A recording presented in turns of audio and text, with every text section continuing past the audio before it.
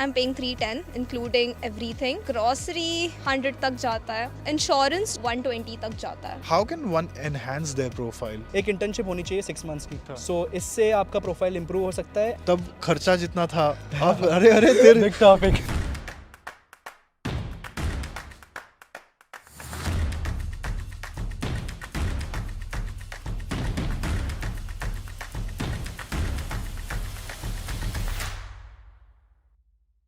और एचयूआर में इस वक्त न्यूरनबर्ग में हूँ और मैं कुछ स्टूडेंट के साथ खड़ा हूँ यहाँ पर. ये क्या पढ़ाई कर रहे हो? Masters in international finance and economics. So अगर आप एक बीकॉम या बीएमएस या बीकॉम ऑनर्स के स्टूडेंट हो और आपको जर्मनी के पब्लिक यूनिवर्सिटी में पढ़ाई करना चाहते हो, ये वीडियो मैं आपके लिए बना रहा हूँ. Make sure that you watch this video till the end. These guys are studying in public university and business. Basically बहुत सारे स्टूडेंट प्राइवेट यूनिवर्सिटी में चले जाते हैं because for multiple reasons. Credit score उतना नहीं होता है या वो सिलेक्ट नहीं हो पाते पब्लिक यूनिवर्सिटी में जब वो अप्लाई करते हैं, या XYZ कंपटीशन भी है. So let's just get to know them. Why don't you introduce yourself and then you guys can follow. So my name is Deepak Bodhani and I am from Pune. I studied business administration in finance from Pune University itself. I had a percentage of 81% and I applied to around 11 universities in Germany. So I got selected in 8 of them and currently I am studying in Technische Hochschule Nürnberg. My course is MSc in International Finance and Economics. Hi, my name is Vedang. I have completed my bachelor's in management studies, specialization in finance from Mumbai University. Then had a 1.5 year work experience and I am currently studying at Technische Hochschule Nürnberg in International Finance and Economics. Like him, I also got selected for 4 to 5 universities, all of them in finance and business administration itself and all of them public universities. And currently this course I'm doing, it's of 90 credits for 1.5 years.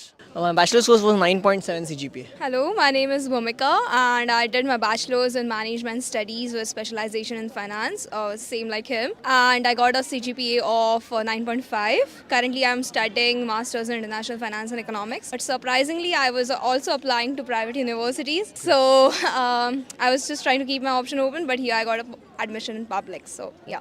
तुम लोग के class में कोई 7 CGPA वाला नहीं है क्या? मतलब तुम लोग 80% 9 point some CGPA, मतलब ये क्या है? देख यार, कैसे बताऊँ ना, तो एक तो हम जिस ईयर्स में पास आउट हुए तो उसका काफ़ी बेनिफिट रहा है हमको.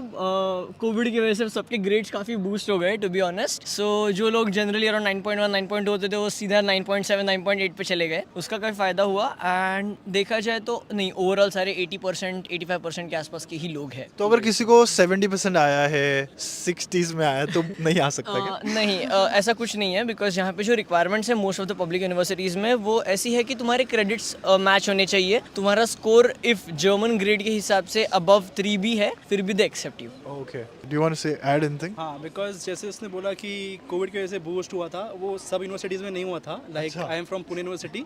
सो हमको एक सॉफ्टवेयर में एग्जाम देना पड़ा था जिसमें लाइक बहुत सारे रूल्स रेस्ट्रिक्शंस थे कि 2 आइज़ ही दिखनी चाहिए कैमरा में, और जब भी अगर 2 आइज़ नहीं दिख रही थी सो वी गेट 3 वार्निंग्स और उसके बाद पेपर बंद हो जा रहा था. एंड ऐसे 13 लोग फेल हुए थे उस चक्कर में. So it was properly strict. ठीक है, let's just talk about quickly. Tell my audience, आपने कहाँ अप्लाई किया था और क्या कोर्सेज के लिए अप्लाई किया था? TUM, University of Mannheim, Goethe, University Frankfurt, University of the Hamburg, few more. Even I applied for some small town universities like Passau because हम लोग का जो है, जो finance में है, it is very limited number of universities है जिसमें मेरे को interest था. So मेरे शॉर्ट लिस्ट बहुत हुए यूनिवर्सिटीज. सो या इन माई केस पब्लिक यूनिवर्सिटीज़ में ज़्यादा अप्लाई करा मैंने. प्राइवेट यूनिवर्सिटीज़ में मिल रहा था easily, so that was a very secured backup. And when it comes to private university it was GISMA, EU business school, SRH जो हाइडेलबर्ग और बर्लिन में है. Coming to public universities, I applied for HRW Berlin, TH Nuremberg, TH Cologne, university of Cologne, Goethe Frankfurt, एक Leuphana में एक university है, university of Passau, university of होक्सशुले Mainz and HTW Hamburg. So इन universities में apply करा. या so I applied to around 11 universities and मुझे याद है मैं लेट हो गया था बिकॉज ऑफ ट्रांसक्रिप्ट लेट आया था फ्रॉम यूनिवर्सिटी से. TUM की डेडलाइन निकल चुकी थी और भी कुछ यूनिवर्सिटीज़ थे, बट आई अप्लाइड टू श्मालकाल्डेन, काइसरस्लाउटन, छोटे बिकॉज डेडलाइन लेट हो चुका था. And I got admitted into 8 public universities जिसमें से HW और बर्लिन भी था. मेरा फोकस था कि मुझे HTW बर्लिन मिले, बट उनका ऐसा था कि समर सेमेस्टर में वो लोग एक्सेप्ट करते हैं 3 ईयर्स के बैचलर्स का एंड विंटर सेमेस्टर में वो लोग 4 ईयर्स के बैचलर्स को ही एक्सेप्ट करते हैं. सो दैट वाज द पॉइंट कि मैं HW बर्लिन में अप्लाई नहीं कर पाया. So finally I got this admit in TH Nürnberg and I talked at that time to Nikhilesh and then he told me that you should also consider the city, the area and उसके लिए I am thankful. This is amazing city. Actually आने से पहले इसने appointment book करके मेरे से बात किया था. मेरे को याद नहीं है बट ये मेरे को याद दिला रहा है. कैन आई अंडरस्टैंड लाइक किसी का प्रोफाइल इतना स्ट्रांग नहीं होगा. तुम लोग का तो 9 CGPA था तो इतना ग्रेड्स होने के बाद ऑटोमेटिकली कॉन्फिडेंस आ जाता है लाइफ में. ठीक है कि हाँ यार कहीं ना कहीं तो ले ही लेंगे अपन, है ना. बट किसी का उतना प्रोफाइल अच्छा नहीं होगा तो तुम्हारे हिसाब से how can one enhance there profile? I would really like to stress on this point कि यहाँ पे grades का इतना ज़्यादा रूल नहीं है. So even if you are getting let's say bit on 10 CGPA अगर हम देखने जाए, अगर आपको 7.5 7 क्या ऊपर भी मिल रहा है आपको grade, so you are clearly eligible to apply here and you also get selected here. It's just आपको IELTS में 7 के ऊपर होना चाहिए and that's enough. One can even do his profile better with giving different GMAT or GREs, which might be a strong thing on their portfolio. So yeah, I think GMAT and GREs and maybe a work experience as well have a plus to the. तुम में से किसी ने GRE दिया था क्या? नहीं. One of the things I guess most of the audience जो देख रहा है वो जर्मनी का ये प्रो होता है कि यहाँ पे GRE GMAT की इतनी ज़्यादा रिक्वायरमेंट्स नहीं है, इसलिए बहुत लोग यहाँ पे आना प्रेफर करते हैं. But be aware guys, with times and with the number of influx coming in, धीरे धीरे रिक्वायरमेंट्स और बैरियर्स बढ़ते जा रहे हैं. So always be checked up on what are the recent updates. Public university जो बड़े वाले हैं उनमें तो ऑलरेडी मैंडेटरी कर चुके हैं. जैसे कि TUM में there is a mandatory requirement to have a GMAT. Specifically हमारे कोर्स में ना हमको एक एलिजिबिलिटी क्लियर करनी थी जो थी A1 जर्मन की. हाँ तो हमको यह था तो एक वो भी ऐड कर सकते हैं प्रोफाइल इंप्रूव करने के लिए कि अगर आप एटलीस्ट A2 भी करके आते हो तो फिर योर प्रोफाइल इम्प्रूव्स. सामने वाले को दिखता है कि आप कुछ एफर्ट्स डाल रहे हो जर्मनी के लिए एंड उनकी यूनिवर्सिटी के लिए. सो एक प्रॉपर ये एक है. और आप इंटर्नशिप अगर आप फुल टाइम नहीं भी तो भी एक इंटर्नशिप अगर आप करके आते हो, जैसे हमारे खुद के कोर्स में ये मैंडेटरी था कि एक इंटर्नशिप होनी चाहिए 6 मंथ्स की. सो इससे आपका प्रोफाइल इंप्रूव हो सकता है and they see that you are doing efforts to get into Germany. मेरे को बस ये अंडरस्टैंड करवाओ, तुम लोग लास्ट ईयर आए हो, ऑलमोस्ट लास्ट ईयर राइट? अक्टूबर 22 में आए हैं ये लोग.